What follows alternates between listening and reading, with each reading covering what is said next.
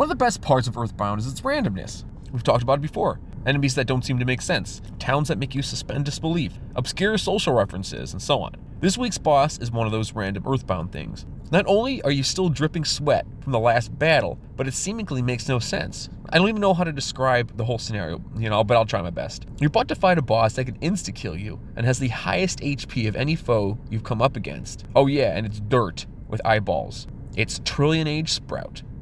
This boss fight is less than a 2-minute walk from Master Belch. Once you exit into the top level near the hot springs of Mr. Saturn's village, you can instantly enter into the domain of our next sanctuary boss, which seems like an odd thing, right? But then I made the connection while writing the script that I've never really pieced together before. If the bosses are guarding a sanctuary spot, then they are an exaggerated version of the creatures that are nearby. Now, I'm probably not the first one to notice this or piece it together, but it makes sense. Gygas is making animals and people act weird and want to fight, and the sanctuary power is making them mutate. Now, I won't spoil forward things, but looking back, we have a Titanic Ant, which is a mutated black antoid. Mondo Mole is a mutated mole-playing rough, and this one is a mutated tough mobile sprout. And the next 5 sanctuary bosses fit the bill as well. Like, it's blowing my mind right now, and I don't know if people knew this already, but to me, it's brand new. So if you already knew this tidbit, do me a favor and comment Team Pays Attention down below.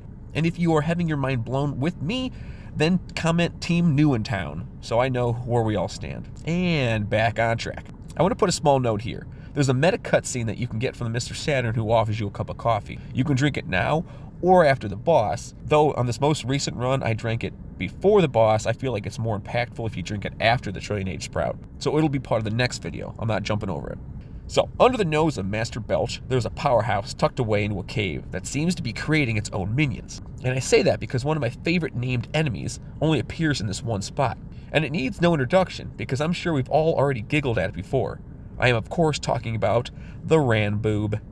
It's dumb looking to say the least, and can really turn your team on their heads. But that name, chef's kiss. Since we are on topic of the enemies in that area, let's see what other enemies you'll encounter on this brief trip to Sanctuary 3. There are 3 predominant ones in this area.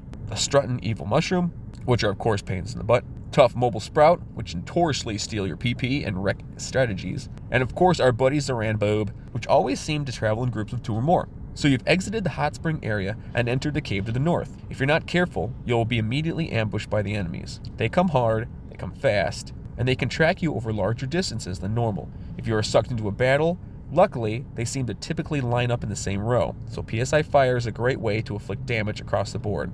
Make your way through the cave and you'll spill into the valley leading to the boss cave. Again, the enemies are ruthless. Despawn them where you can, but take small steps. They like to ambush you from all sides. Focus on keeping your party alive. Let the battle go as long as it needs. If that means defending and healing, good. You don't want to have to repeat this area. At the end of the valley stretch, you'll enter the Trillionage Sprout's cave.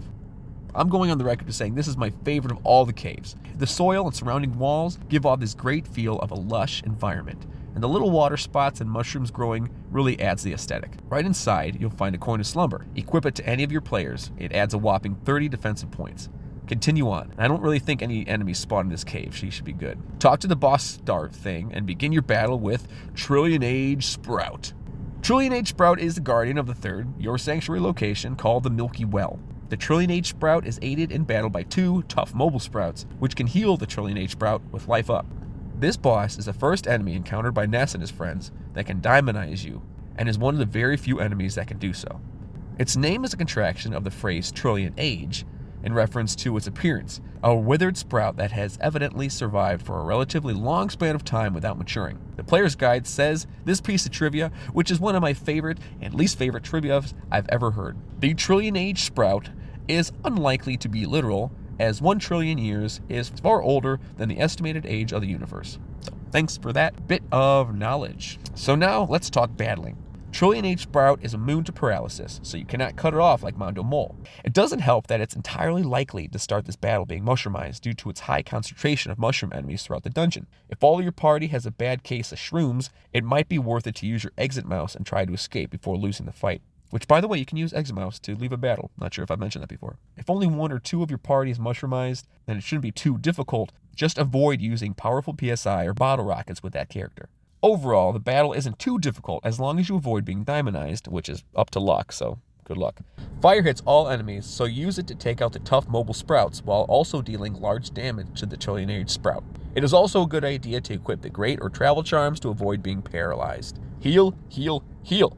Every boss can go off the rails, so keep your HP up. That's key. If you follow these steps, you'll have that 1000 HP boss dead in no time. And yes, it does take quite a while to get 1000 HP worth of damage, so be patient.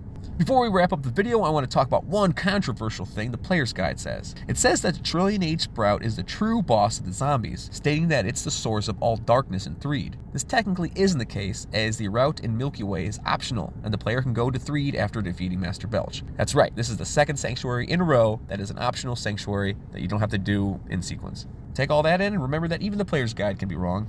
And there you have it, another boss gone with the wind. He may have aged for years and years, but all good things must come to an end. And you know what else is coming to an end? Yep, this video. But we'll see you next Friday when we make our way through the desert, the big city, and a series of caves to battle a group of giant moles, the Guardian Diggers.